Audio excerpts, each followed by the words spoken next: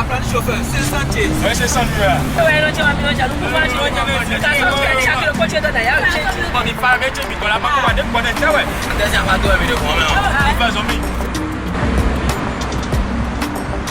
Bla.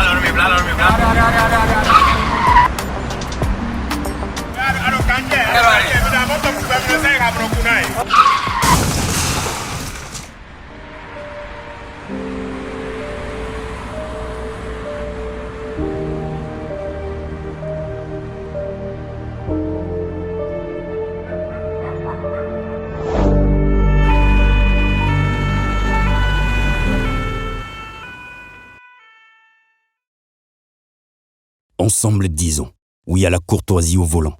Stop à l'excès de vitesse, à la distraction au volant et à l'incivisme sur la route. Tu viens d'avoir le bac ou tu veux te reconvertir dans un domaine d'avenir, faire le choix du numérique et rejoindre l'école supérieure d'administration, d'économie, de journalisme et des métiers de l'audiovisuel, ESAE. De nouvelles filières sont disponibles dès cette rentrée: informatique et multimédia, informatique industrielle et maintenance, réseau informatique et télécommunications, système informatique et logiciel, sans oublier les filières initiales: administration générale, administration des finances, administration des affaires, sciences juridiques, sciences économiques, sciences de gestion, journalisme et métiers de l'audiovisuel. ESAE est disponible sur 4 sites: Cotonou-Badjoumendé, Cotonou-Akpakpa, Abomey-Calavi et Parakou. Pourquoi choisir l'ESAE? Des formations conçues pour le marché de l'emploi, des enseignants expérimentés et passionnés, des infrastructures modernes avec équipement de pointe, des opportunités de stage et d'emploi garanties. Les inscriptions sont en cours et les places sont limitées. Ne rate pas ta chance, donne vie à tes ambitions avec l'ESAE. Contacte-nous vite par appel ou par WhatsApp au 01 98 98 14 00 ou via email scolarité@esae.bj et visite notre site web www.esae.bj. Ton futur commence maintenant avec l'ESAE. Tu investis dans un avenir professionnel, concret et sécurisé. ESAE, l'excellence à un nom. Bonjour à toutes et à tous, bienvenue à cet entretien spécial consacré au premier pas posé par le président de la République, Kossi Mweke Romuald Wadayi. Romuald Wadayi qui lundi dernier était en République fédérale du Nigeria. Hier, il était au Niger puis au Burkina Faso. On en parlera. On fera également quelques commentaires sur la composition de son premier gouvernement qui continue de faire couler beaucoup d'encre et de salive. Pour l'exercice du jour, je suis avec Georges Anagonou. Georges Anagonou, bonjour. Bonjour Kader. Merci d'être là, socio-anthropologue, analyste politique. Bonjour aux internautes de ESAE TV. Vous n'étiez pas présent sur le territoire béninois lors de la cérémonie d'investiture. Était-ce volontaire ou, j'allais dire, une contrainte? Non, vous commencez mal là. J'étais pas au Bénin. Ce qui est sûr, c'est que là, je suis là. Donc, c'est vrai, mais même si vous êtes à l'extérieur, ça vous intéresse, c'est mon pays. Donc, vous avez suivi en direct?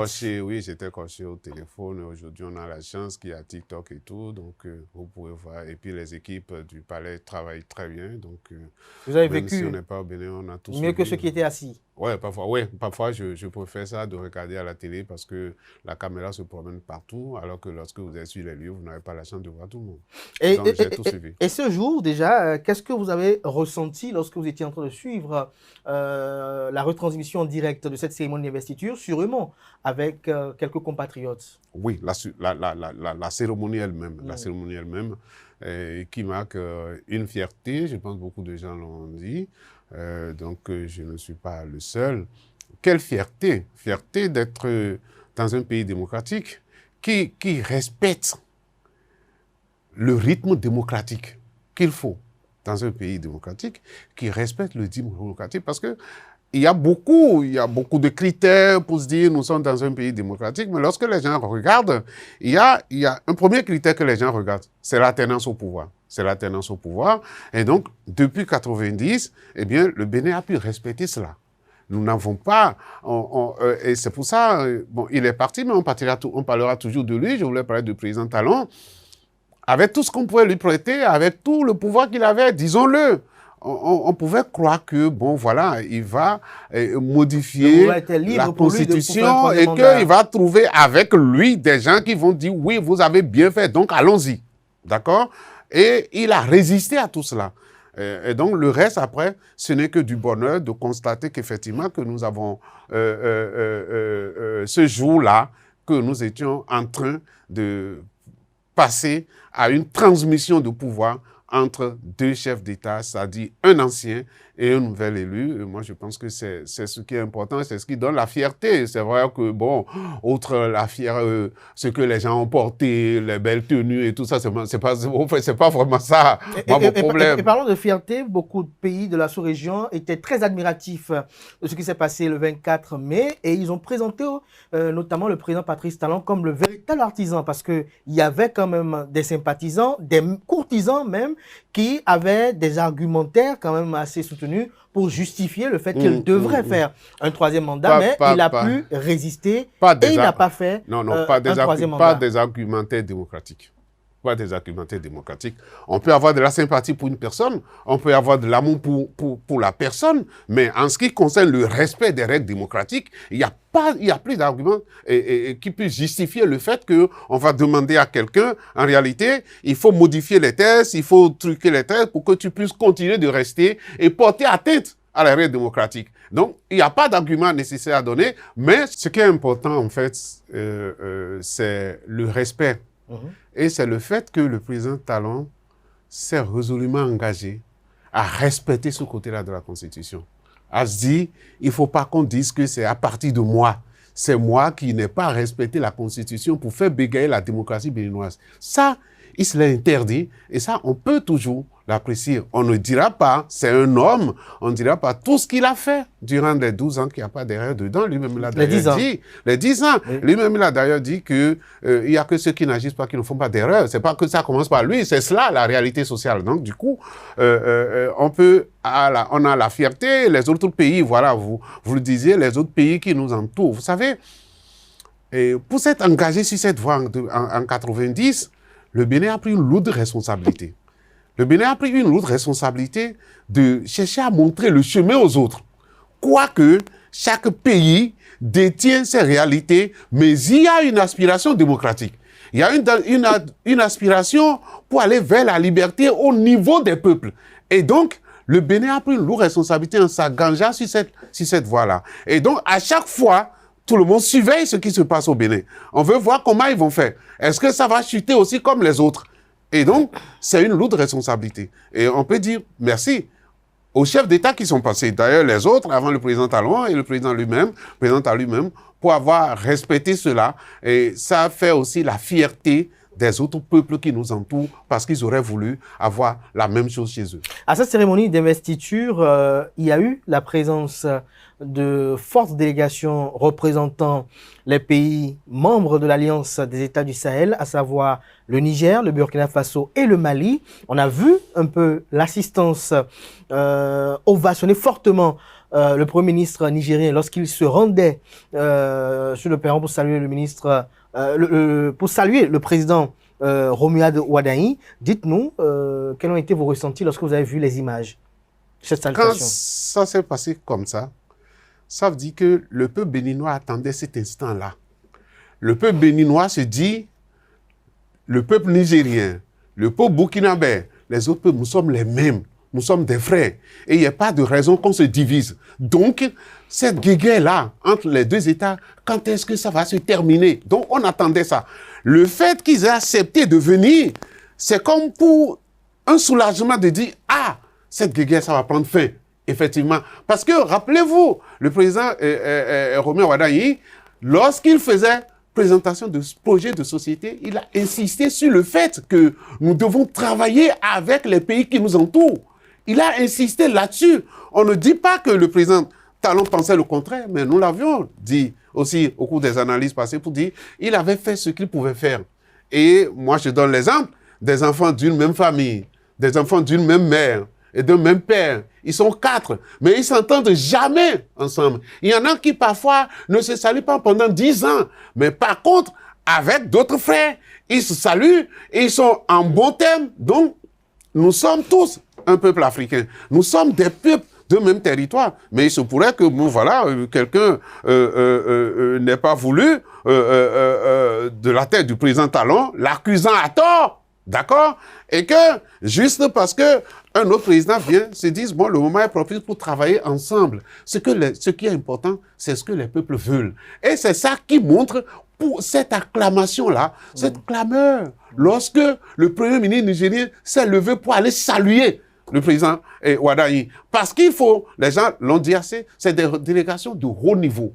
Et quand on vous envoie des délégations de haut niveau, c'est qu'on vous demande le respect qu'on a pour vous. Exactement. Le respect qu'on a pour vous, pour cette invitation-là. Et donc, c'était quelque chose qui a encouragé même, ça a démontré au peuple nigérien que le peuple béninois était toujours là à les attendre pour que nous puissions travailler ensemble. Et donc, c'était une bonne chose que l'assistance, sans que personne, vous voyez, c'est spontané, personne n'a demandé à l'assistance. Mais puisqu'on a vu le Premier ministre se lever, ils ont acclamé, ils ont crié. Avant d'en venir à la visite du président Romain Wadayi au Niger, déjà le 24 mai, le discours d'investiture, qu'est-ce qui vous a frappé lorsque vous avez écouté?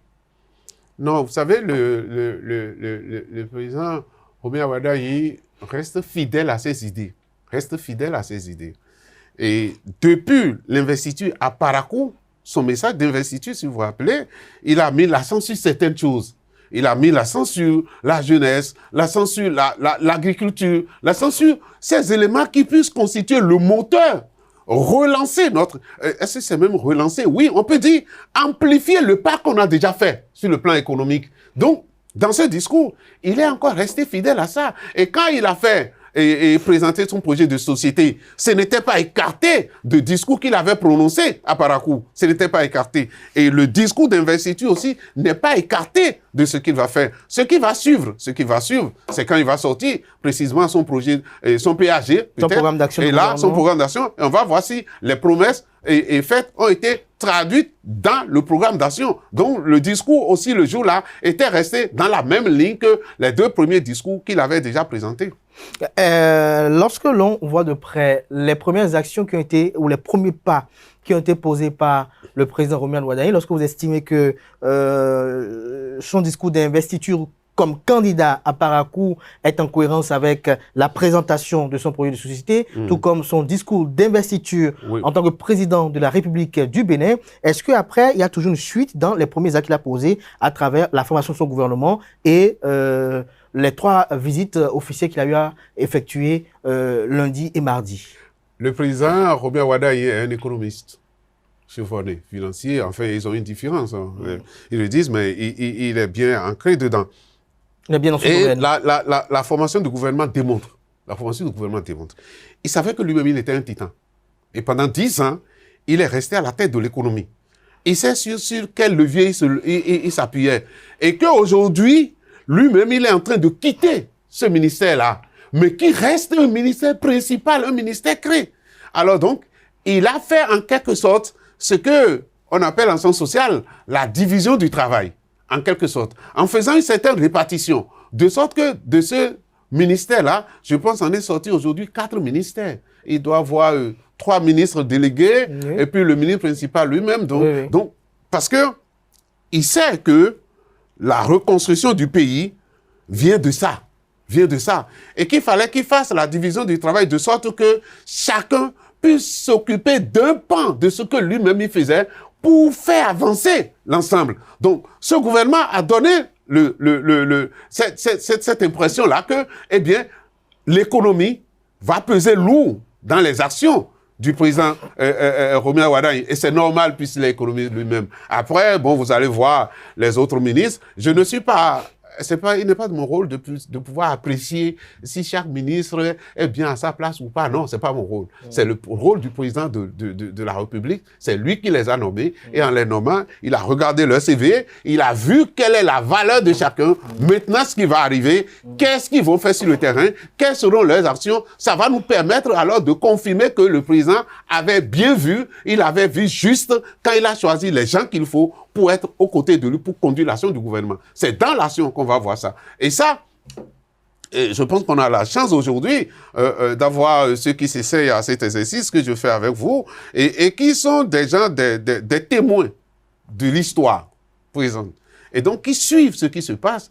Et régulièrement, alors, viendront dire, le président Romain Wardani a dit telle chose, mais aujourd'hui, ça se passe de telle manière. Ce serait dans les ministères sectoriels qu'on aura remarqué tout cela. Pour le moment, nous sommes à l'occasion d'installation. Les gens installent leur cabinet, les gens forment le gouvernement, et forment les têtes des services techniques qui pourront s'associer à l'action du gouvernement. Bon, vous n'êtes pas sans savoir que peut-être aussi parfois qu'on dise de l'ancien gouvernement, je ne sais pas combien sont revenus, sont revenus. Vous avez quand même les noms, vous avez vu le gouvernement, vous avez vu ces ministres qui sont revenus. En fait, comme ça fait longtemps que j'ai perdu l'habitude d'apprendre les leçons par cœur, donc je ne peux pas... Je reviens enfin pour un décryptage un peu plus détaillé de la composition de ce gouvernement, mais la grosse attraction aujourd'hui, Georges Anagonu, c'est les visites du président Romuald Wardani en République fédérale du Nigeria, en République du Niger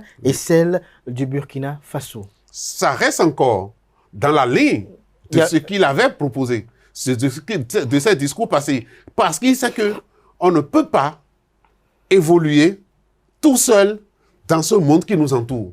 Dans l'espace immédiat qui nous entoure, on ne peut pas évoluer tout seul. On est obligé de travailler avec eux. Et vous savez, je disais que même si les gens disent, bon, Romain Wardani, voilà, il a fait 10 ans avec le président Talon, on va avoir la même chose, rien, beaucoup de choses, ça ne va pas changer, c'est faux déjà, parce que on a les psychanalystes ou les psychologues vous diront ce qu'on appelle l'individualité. Ça fait que chaque homme est nécessairement différent de l'autre. Il y a quelque chose qui le qualifie. Et tout de suite, il a mis les pas, il a posé les pas qui montrent que chaque homme est différent de l'autre. Parce qu'il a fait 10 ans avec le président Talon. Et vous pouvez vous demander, mais pourquoi a-t-il changé la fréquence du conseil des ministres, par exemple? Pourquoi a-t-il dit on aura de conseil des ministres qu'une fois par mois? Parce qu'il a observé durant tout ce temps. Et moi, j'ai dit... Vous avez compris la démarche? Non, il va faire, on va voir. Il va faire, on va voir, parce que c'est lui qui a pris la décision. Mais c'est là aussi le boulot ingrat qu'on fait, de chercher à expliquer ce que les autres ont fait. Et parfois, j'aime me retirer un peu, parce que c'est le président, peut-être de chercher à comprendre ce qu'ils ont fait. Non, et cette individualité-là, cette marque personnelle, il a commencé par poser ça. En disant, moi j'ai dit, comment il veut alors travailler avec les ministres? Parce que c'est, même, je prends juste le cas qu'on est, jusqu'aujourd'hui en France, le Conseil des ministres, je pense qu'il est hebdomadaire. Il est hebdomadaire chaque mercredi. Mais le président Romain Wardani a voulu innover. Je suis sûr que durant les 1 mois, il restera en contact permanent avec ses ministres, en train de voir les dossiers avec eux, parce qu'en 1 mois, beaucoup de choses peuvent se passer. Donc lui veut rester éveillé sur les dossiers pendant les 1 mois. Et lorsqu'on vient peut-être en conseil des ministres, c'est pour faire le point, peut-être. Il ne restera pas, c'est-à-dire les ministres ne seront pas livrés pas la tenue à des conseils eux-mêmes pendant 1 mois. extraordinaires. Donc il a déjà, ça c'est déjà une marque. Vous voyez ce que je veux dire? Qu'il a déjà posé. Et même au niveau de l'appellation des ministères, ou bien même de la composition des ministères, il y a un peu, ça a changé. Par exemple, vous, journalistes, vous avez vu le ministère de la Communication qui est revenu. Tout à fait. On va y revenir. Au moment où on avait supprimé le ministère aussi, on avait donné des arguments en ce moment-là. Mais aujourd'hui, le ministère de la Communication est revenu. Je ne sais pas ce que vous allez en faire. J'ai entendu plein de commentaires de vos amis journalistes et tout. C'est pas ça qui m'intéresse. Donc, par rapport à ces visites, au Nigeria, au Niger, d'abord au Nigeria, et vous au savez, Burkina Faso. Oui, vous savez, il y a eu des présidents, quand ils ont pris et le pouvoir, quand il y a eu la passation des chefs, l'après-midi, ils sont partis au Nigeria. Donc le Nigeria, c'est notre voisin immédiat, sans lequel on ne peut pas vivre. On ne peut pas vivre. Aller chez eux, c'est aller leur reconnaître cela. pour dire nous sommes avec vous, sans le Nigeria, le Bénin ne veut pas. Et je considère, moi je l'ai dit parce que avec mon patron, on était en visite quelques semaines avant, 2 semaines avant à Abuja, et je disais à mes collègues de la sécurité routière que la sécurité routière au Nigeria n'existera pas sans la sécurité routière au Bénin. Nous sommes les mêmes. Parce que quelqu'un qui quitté au Nigeria, venu au Bénin, si la sécurité routière, la circulation n'est pas bien gérée, il va faire accident au Bénin, il va mourir ici. Donc nous sommes le même peuple, nous sommes les mêmes. Donc il est allé, dit ça quand même, confirmer ça au président, et maintenant il est allé dans les pays du Sahel. Vous savez, je me rappelle d'un recteur, d'un de nos anciens recteurs à l'université où on a eu de brouilles entre lui et nous, c'était vraiment chaud et tout. On lui a posé la question après, il dit non, c'est entre les prétendants. Et je t'en veux moi non plus. Donc les autres pays aussi, l'accueil que le président Wadaye a reçu dans ces pays voilà, j'allais en venir. Montre que ils attendaient cette occasion-là. D'ailleurs, ils ont déjà fait le premier pas en envoyant des hauts responsables venir assister à l'investiture du président Wadaye. Et donc, après ça, ils lui ont ouvert grandement les portes. Il est allé les voir. Et ça, j'attendais le communiqué. C'est venu dans le communiqué qu'on a dit qu'au Niger, on a mis sur pied un comité qui a 2 semaines pour travailler sur l'ouverture des frontières. Nous en avons besoin. Ils en ont besoin aussi. Et ceux qui ont souffert le plus, ce sont les 2 peuples. Les 2 peuples ont besoin que ça recommence. Je pense que nous devons attendre beaucoup de cette visite que le président Wadaye aller faire dans ces pays-là. Après, surtout au Niger, parce que oui, la consacration c'était au Niger, parce que et on a vu un peu l'accueil chaleureux qui a été réservé au président Wadaye. Vous prenez le long du corridor, la RR2, et vous voyez les affaires que les gens font jusqu'au Niger. D'accord? Ces affaires-là ont été bloquées à un moment donné. Ça pourrait agir. Notre économie a montré sa résilience sous le président Talon. Mais nous avons besoin d'ouverture.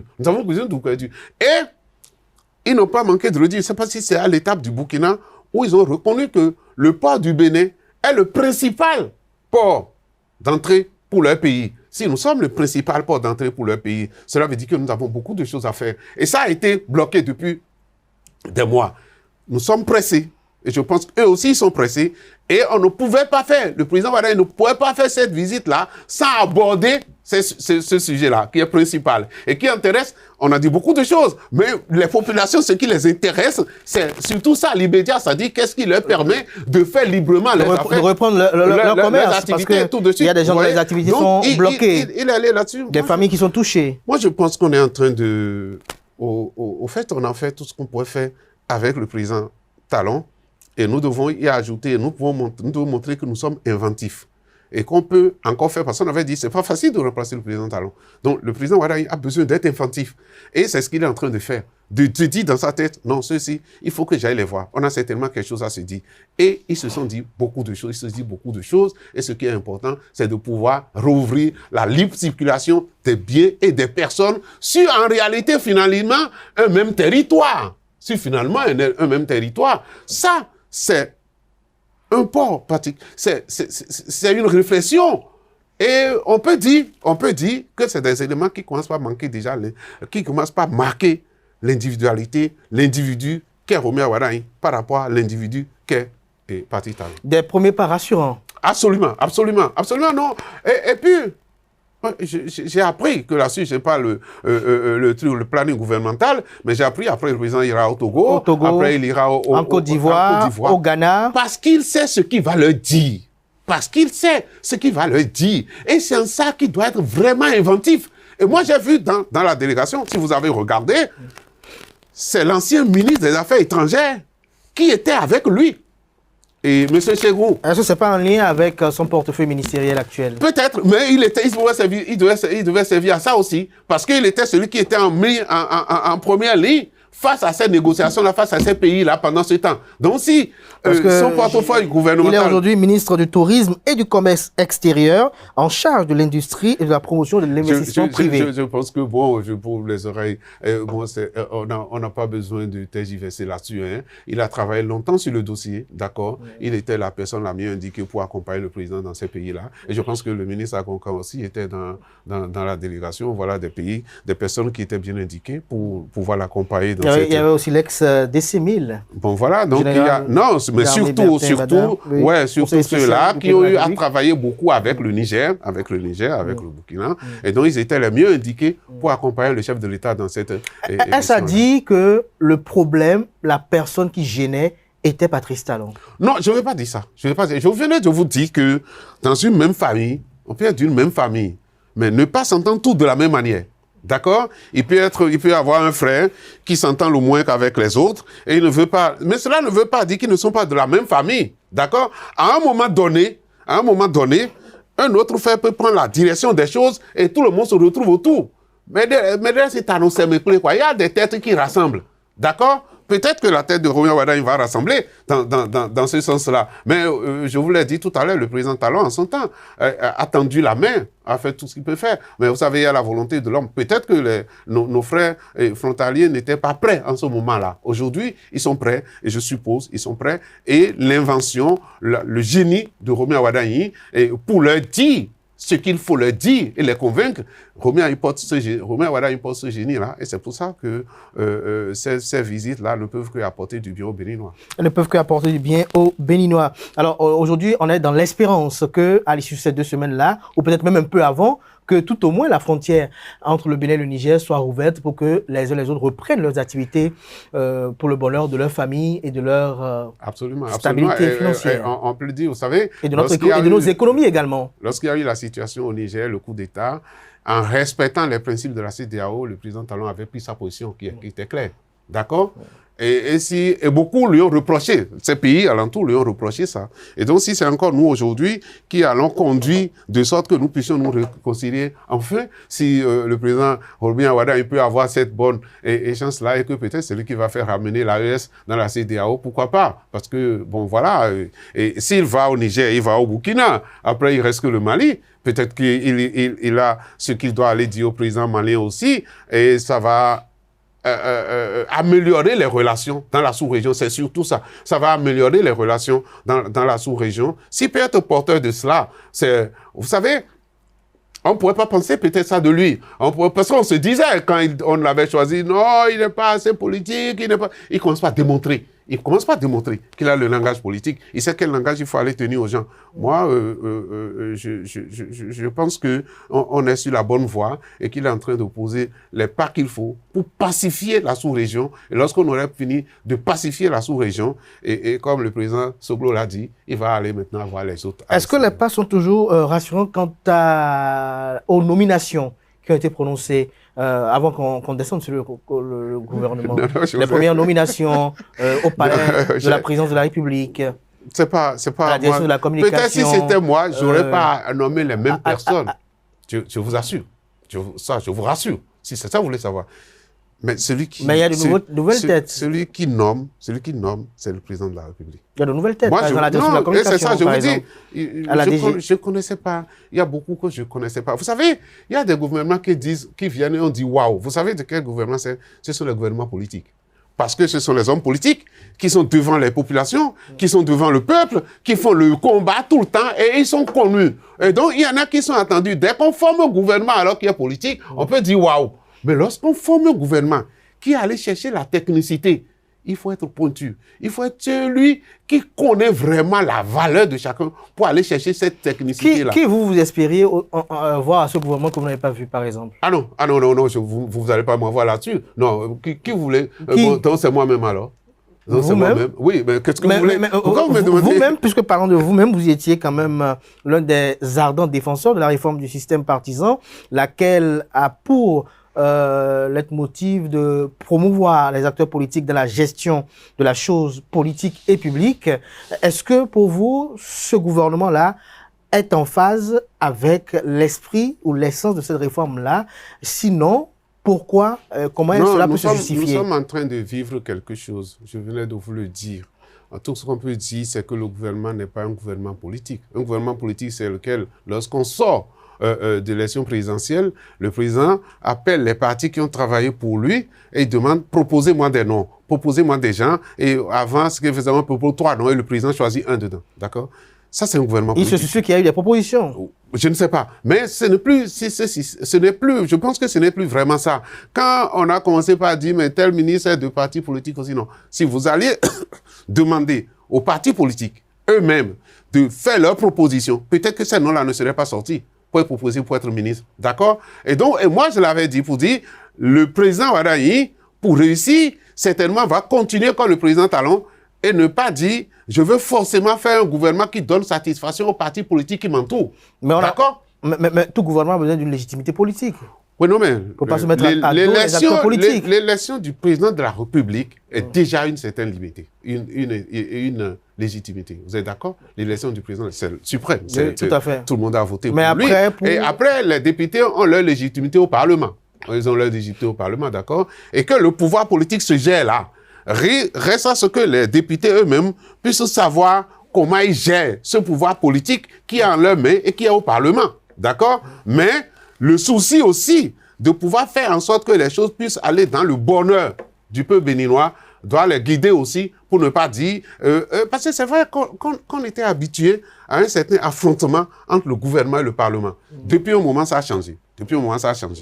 Pour le bonheur des Béninois, je suppose. Pour le bonheur? Pour le bonheur des Béninois, oui, parce que si vous dites les résultats obtenus par le président Talon, oui, c'est pour le bonheur. Je ne dis pas que tout est parfait.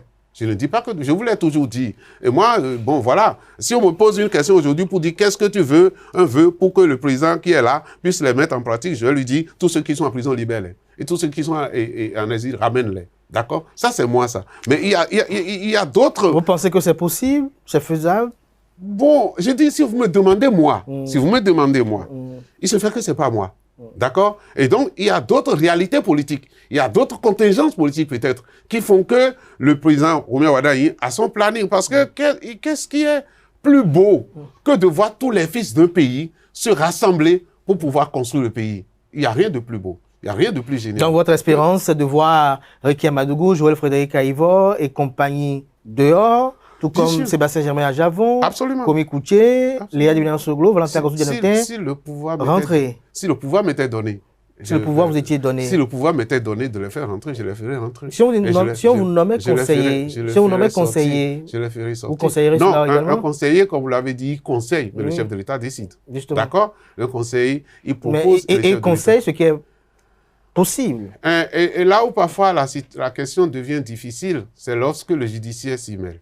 Lorsque c'est une décision judiciaire, et il reste que c'est pas facile à démêler, c'est pas facile à détacher, mais le souhait aurait été que ceux-là aussi, ils puissent participer à la construction du pays. Ils ont quelque chose. Est-ce que vous allez dire que Joël Aïvor n'a pas quelque chose à apporter à la construction du pays? Et je pense que plus que d'autres aujourd'hui, Joël a beaucoup à apporter à la construction du pays. Et pour le faire, il faut qu'il soit... Tout comme Rekia Madougou. Hein? Oui, Rekia Madougou était allé faire valoir... Valentin Dianetin, Léa Soglo. Non, attendez.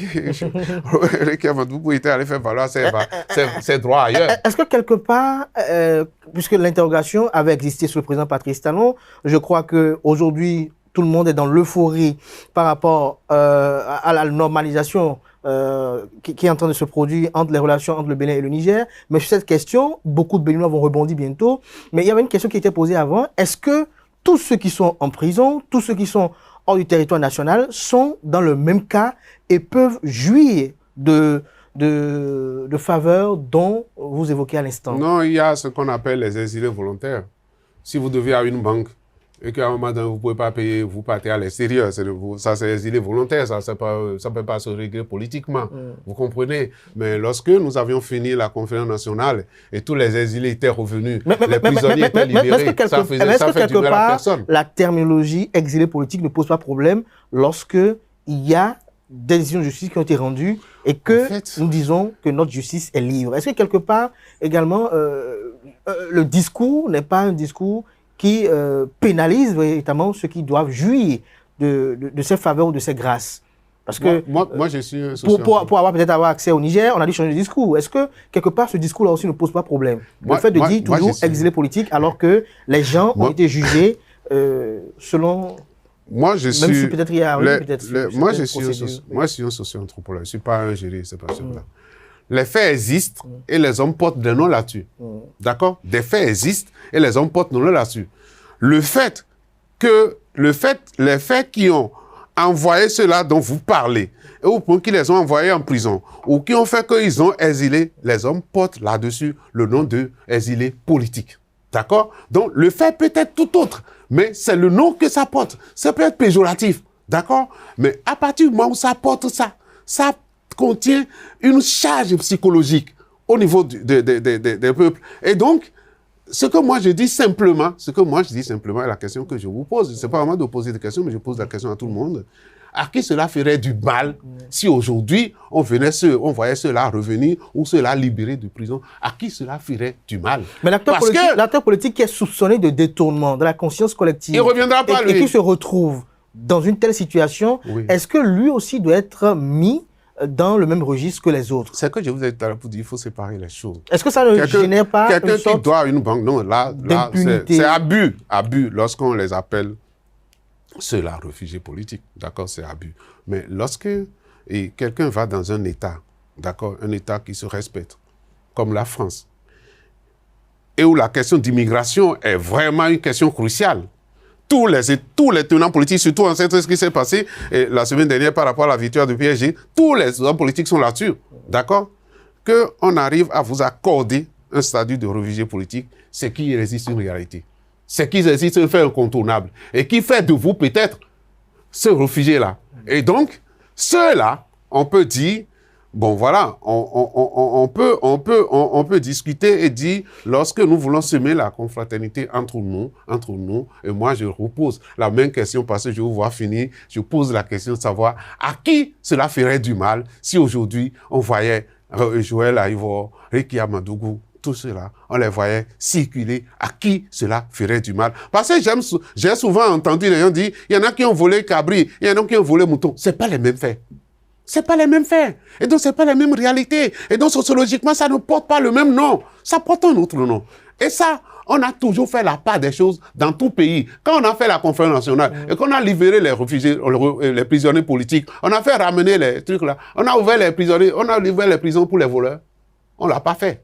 Ils sont restés en prison parce qu'on a fait une dichotomie entre les choses là. Donc, je vous rapporterai une question que j'ai lue sur un mur Facebook, je ne me rappelle plus de l'auteur, qui dit d'accord pour Rekia Madougou, d'accord pour Joël Frédéric Aïvor, mais ceux qui ont eu à gérer la chose publique sous Boniaï, qui sont soupçonnés de détournement, s'il faut les relâcher, il faut relâcher aussi ceux qui ont été soupçonnés de détournement public sous Patrice Talon. On n'a jamais parlé de ça. Et vous avez même vu que ceux qui, sous le président Talon même, se sont rendus coupables de détournement public, ils sont en prison.